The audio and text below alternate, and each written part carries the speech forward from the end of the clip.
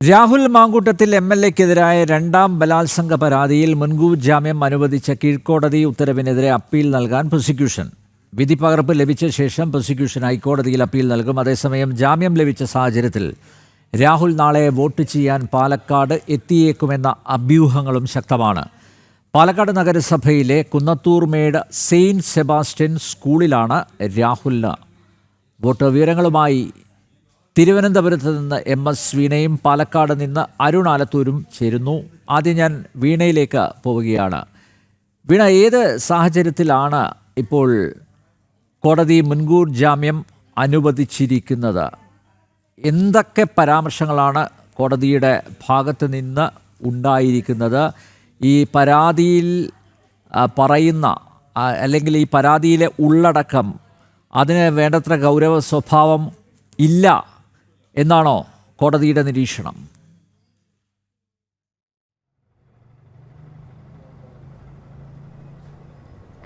അനിൽ നമ്പ്യാർ, കഴിഞ്ഞ ദിവസം ഈ കേസുമായി ബന്ധപ്പെട്ട് രണ്ടാമത്തെ ബലാത്സംഗ കേസുമായി ബന്ധപ്പെട്ടാണ് രാഹുൽ മാങ്കൂട്ടത്തിൽ തിരുവനന്തപുരം പ്രിൻസിപ്പൽ സെഷൻസ് കോടതിയിൽ ജാമ്യാപേക്ഷ നൽകിയത്. ആ ജാമ്യാപേക്ഷയിൽ ചില വാദങ്ങൾ രാഹുൽ ഉന്നയിക്കുന്നുണ്ട്. അതായത് ഈ പരാതി വാസ്തവമല്ല, ഇതൊരു കള്ളപ്പരാതിയാണ്. മാത്രമല്ല, ഈ പരാതിയുമായി ബന്ധപ്പെട്ട് ഉന്നയിക്കുന്ന കാര്യങ്ങൾ വസ്തുതാപരം നിലനിൽക്കുന്നതല്ല. ഈ പരാതി ഇതുമായി ബന്ധപ്പെട്ട് പീഡനം നടന്നു എന്ന് പറയുന്ന സ്ഥലമോ യുവതിയുമായി ബന്ധപ്പെട്ടുള്ള വിവരങ്ങൾ കൃത്യമായിട്ടില്ല എന്ന ന്യായവാദങ്ങളാണ് ഈ ജാമ്യാപേക്ഷയിലടക്കം രാഹുൽ ഉന്നയിച്ചിരുന്നത്.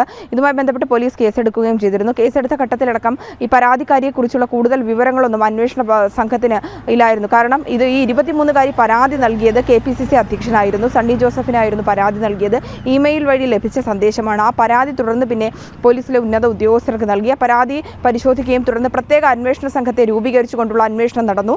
ജാമ്യാപേക്ഷ പരിഗണിക്കുന്ന സാഹചര്യത്തിലാണ് ഇതുമായി ബന്ധപ്പെട്ടുള്ള നടപടിക്രമങ്ങളിലേക്ക് ഉദ്യോഗസ്ഥർ കൂടുതൽ ഗൗരവത്തോടുകൂടി കടന്നത്. പരാതിക്കാരിയെ കണ്ടെത്തി. ബംഗളൂരു സ്വദേശിയാണ്. പെൺകുട്ടിയെ മൊഴി വിശദമായി എടുത്തു. 23-കാരിയാണ്. തനിക്ക് അതിക്രൂരമായ പീഡനമാണ് രാഹുൽ മാങ്കൂട്ടത്തിൽ നിന്ന് നേരിടേണ്ടി വന്നത്. തന്നെ വിവാഹ വാഗ്ദാനം നൽകി അതിക്രൂരമായി പീഡിപ്പിച്ചു. ഹോം സ്റ്റേ സ്ഥലത്തെത്തിച്ചാണ് ക്രൂരമായി പീഡിപ്പിച്ചത്. തനിക്ക് ശ്വാസമുട്ടലും ശാരീരിക ബുദ്ധിമുട്ടുകളും നേരിട്ടപ്പോൾ പോലും രാഹുൽ ഇത്തരത്തിലുള്ള അതിക്രമം തുടർന്നു.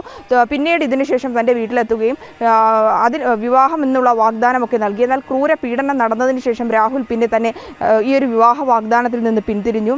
തനിക്ക് രാഹുൽ മാങ്കൂട്ടത്തിനെ ഭയമാണ് എന്നാണ് പെൺകുട്ടി IG പൂങ്കുഴലിക്കടക്കം മൊഴി നൽകിയിട്ടുള്ളത് എന്നുള്ളതാണ് നമുക്ക് മനസ്സിലാക്കാൻ സാധിക്കുന്നത്. ഇത്തരത്തിലുള്ള വിശദമായ മൊഴിയുടെ റിപ്പോർട്ടും ഇന്ന് കോടതിയിൽ സമർപ്പിച്ചു.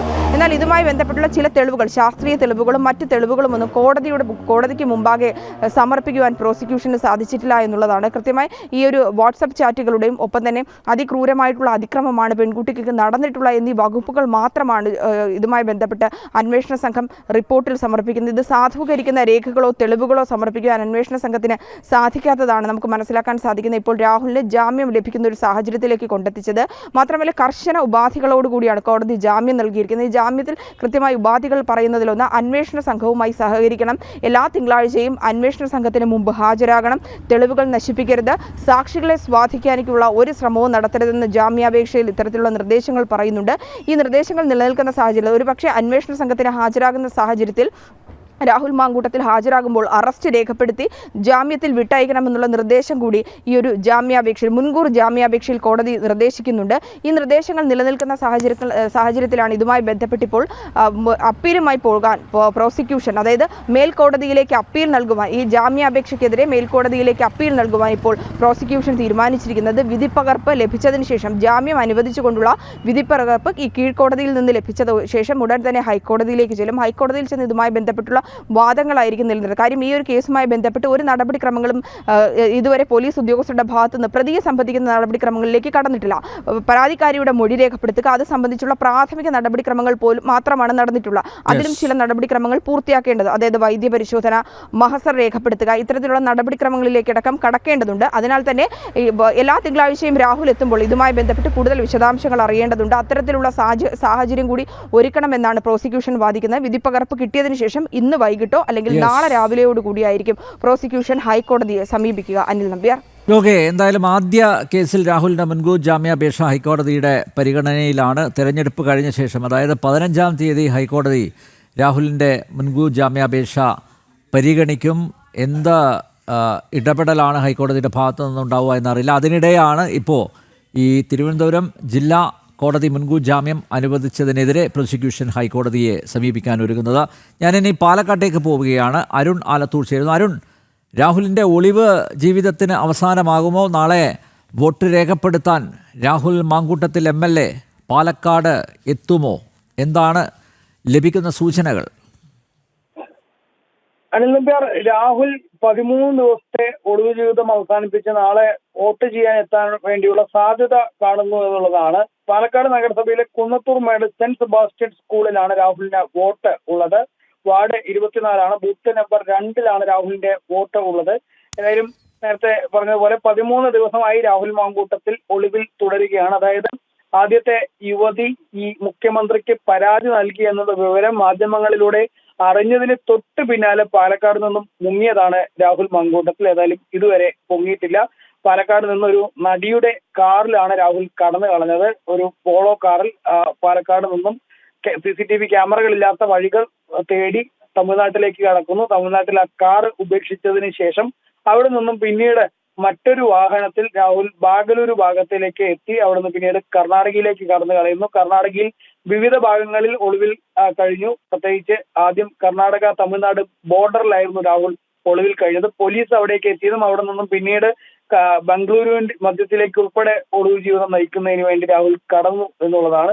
ഏതായാലും ഈ രാഹുൽ മാങ്കൂട്ടത്തിനെ സംബന്ധിച്ചിടത്തോളം ആദ്യത്തെ കേസിൽ ഇപ്പോഴും കോടതിയിൽ അറസ്റ്റ് തടഞ്ഞിരിക്കുന്നു. അതേസമയം 15-ാം തീയതിയെ ഇനി അതിന്റെ മുൻകൂർ ജാമ്യാപേക്ഷ സംബന്ധിച്ചുള്ള കാര്യങ്ങൾ കോടതി പരിഗണിക്കുകയുള്ളൂ. ഈ രണ്ടാമത്തെ കേസിലാണെങ്കിൽ ഇപ്പോൾ മുൻകൂർ ജാമ്യം ഉപാധികളോടെ ലഭിക്കുകയും ചെയ്തിരിക്കുന്നു. ഈ സാഹചര്യത്തിൽ ഏതായാലും രാഹുൽ പാലക്കാട്ടേക്ക് വോട്ട് ചെയ്യുന്നതിന് വേണ്ടി വരുന്നതിന് വേണ്ടിയുള്ള സാധ്യത കാണുന്നു. അത് തള്ളിക്കളയാൻ കഴിയില്ല എന്നുള്ളത് തന്നെയാണ്. അതേസമയം കോൺഗ്രസിനെ സംബന്ധിച്ചിടത്തോളം രാഹുൽ വീണ്ടും വോട്ട് ചെയ്യാൻ പാലക്കാട്ടേക്ക് എത്തിയാൽ അത് വലിയ ബുദ്ധിമുട്ട് സൃഷ്ടിക്കുമെന്നുള്ളതിൽ സംശയമില്ല. കാരണം പാലക്കാട് നഗരസഭ ഉൾപ്പെടെ രാഹുലിനെ മുൻനിർത്തി രാഹുലിനെ ഒരു താരപ്രചാരകനായി ഇറക്കി പിടിക്കാൻ വേണ്ടിയുള്ള ശ്രമമായിരുന്നു കോൺഗ്രസ് നടത്തിയത്. എന്നാൽ ഇപ്പോഴാണെങ്കിൽ കോൺഗ്രസിന് ഈ രാഹുൽ കയറി ഇറങ്ങിയ വീടുകളിൽ വോട്ട് ചോദിച്ച് വീണ്ടും കയറി ചെല്ലാൻ പോലും കഴിയാത്ത സ്ഥിതിയിലേക്ക് കാര്യങ്ങൾ എത്തിയിട്ടുണ്ട്.